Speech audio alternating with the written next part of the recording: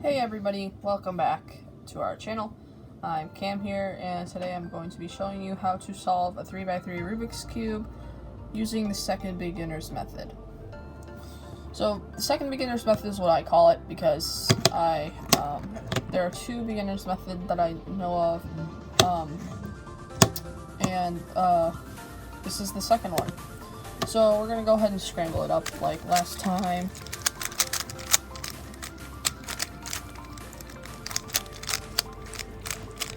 Alright, so now that we've sufficiently scrambled our cube, we're going to locate the green center. So right here, green center, we're going to do the green cross now. So we're going to look for green pieces that we can move up. So for instance, this one can be moved up into position. This one can be moved up into position. We're going to look for more. There's one right here, which I'm going to cover later. And there's one right here. So let's move that one out of the way so I can cover that one later. And this one can just be moved up like that. Alright, so we got one of our pieces right here.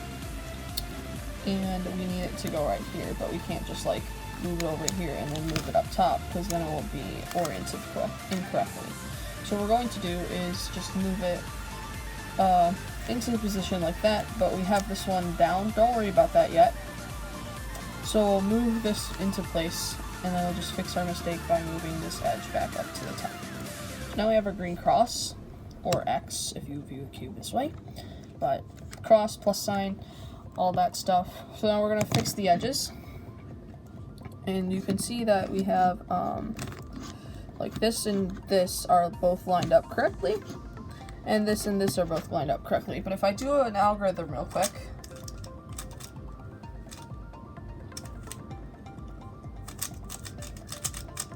you'll see that we have some edges to fix. So if we have a little edge swap problem right here, but these ones are okay, then we just do this algorithm. We do R, D prime 2, or D2, R prime, D prime, R, D prime, R prime, D prime. So now we have our edges they're all lined up correctly, which is great. And next thing we're going to do is flip the cube over so that the green cross is on the bottom. We're going to look for green corners facing out. So this one has green corner. This is orange, white, and green. So we're going to move over to the orange and white and green spot, which is right here, conveniently. And what we're going to do is just move it out of the way, bring the orange side up, move the corner back to the spot, and bring it down. And we have our corner inserted correctly into this. So we're going to repeat the same step. We got white, red, and green. So we're going to move that to the white, red, and green spot, which is right here, because there's red and there's white. And we're going to go ahead and move it out of the way, because if we don't move it out of the way, then when we bring the red side up, then the corner gets moved to the bottom, and that's not how we want it. So move it out of the way, bring the red side up, move the corner back into place, and bring the red side down. So in cases like this, where it's flopped or flipped, you're going to face the side that's not green, bring it up, move it out of the way, and bring it back down. And now we can just put it in like it's a normal corner, move it out of the way, bring the side up, move it back, and bring the side down. Alright, so we only need one more corner, and that is this one right here. So what we're just going to do is go ahead and put it in like it's a normal corner. Just like that, we got the first layer done. So the next thing we're going to do is put in the edges, and the edges are relatively a little harder than putting in the corners, but it's still doable. So right here we got our we gotta look for on the blue side edges that don't have blue on them. So I might say that if this was, hang on just a second.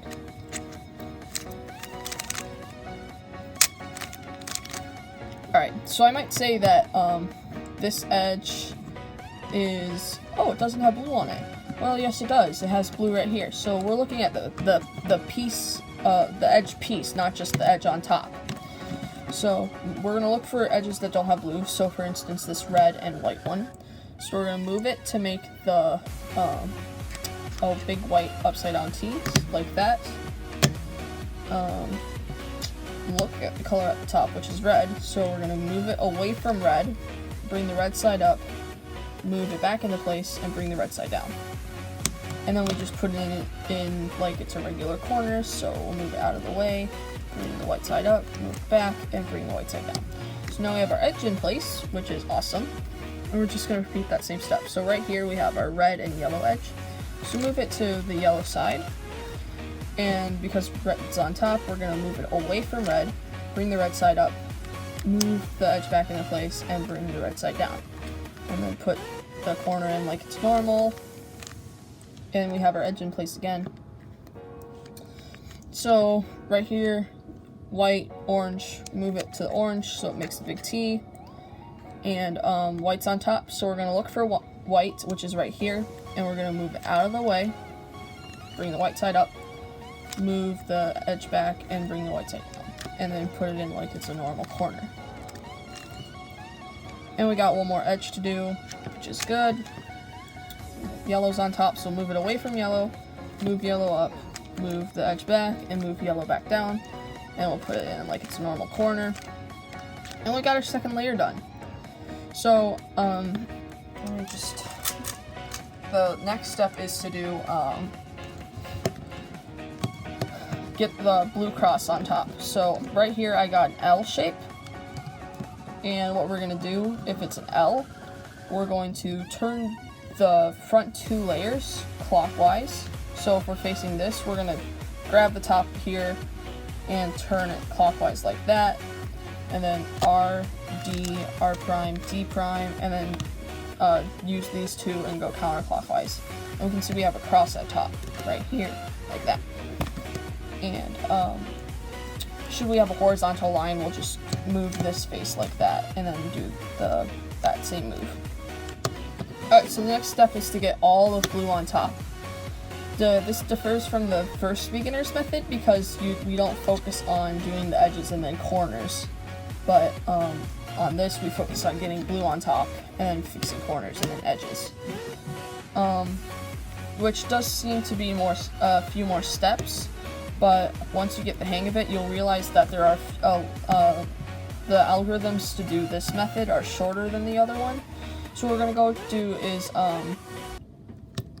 do soon, which is R, U2, or R, U, R prime, U, R, U2, R prime. So now we have just our cross, and what we're gonna do is put these headlights, because on the other side, they're on the side, so we're gonna put the headlights to the left side and do soon again. R, D, R prime, D, R, D2, R prime. So now we have like a fish. And what we're gonna do is put the fish so it's looking down like this way.